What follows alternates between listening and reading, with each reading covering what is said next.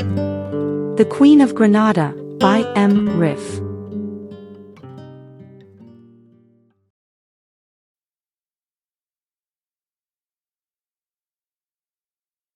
Chapter 31, The Overtaking.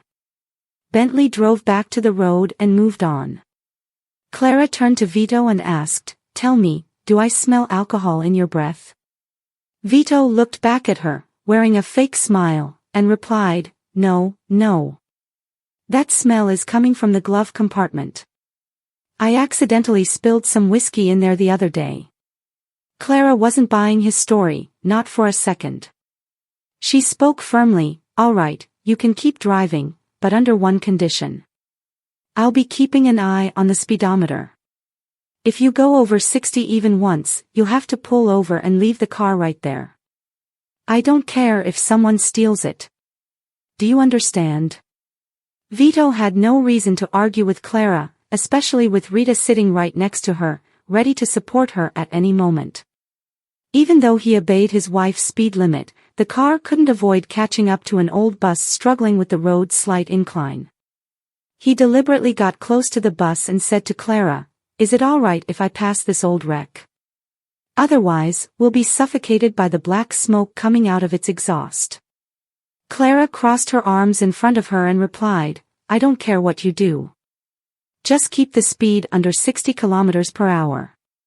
As Vito began to overtake the bus, he noticed some writing on its side and commented, "Oh boy. That's one of those antique buses from the old Granada route." At that moment, Rita opened her eyes. Without lifting her head from the backrest, she glanced at the bus. It seemed oddly familiar. Suddenly, she sat up and looked closely at it. The Bentley had just passed the bus when Rita saw a few religious figures and other ornaments hanging below the center mirror behind the windshield. One small cloth doll of Donald Duck caught her attention. It seemed to nod at Rita as it swayed back and forth. The windshield wipers were working tirelessly. They cleared away the raindrops from the windshield, only to reappear a moment later. Rita managed to catch a glimpse of the bus driver behind the wheel.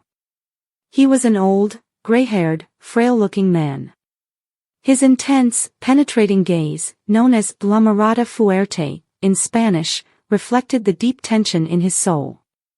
Over time, this tension had etched visible lines on his face, leaving wrinkles on his forehead and deep creases under his eyes and around the mouth. Vito, who had noticed Rita's growing fascination with the bus in the rearview mirror, remarked, "That bus has a temporary license plate. I bet this is its final journey, destined to be either crushed in a car crusher or left to rot in a junkyard." Rita was annoyed by Vito's patronizing tone when he commented on the old bus. Normally, she would have responded with a sharp retort, but she refrained from doing so, realizing that he wouldn't understand her perspective. To him, it was just a comment about a rundown bus. However, Rita had a completely different view from a different time in her mind. Her thoughts were captivated by the breathtaking mountainous landscape that surrounded her. She could see a bridge suspended between two steep mountainsides, forming an imposing barrier between the Mediterranean Sea and the Andalusian highlands. In her imagination, that particular bus was traversing the bridge.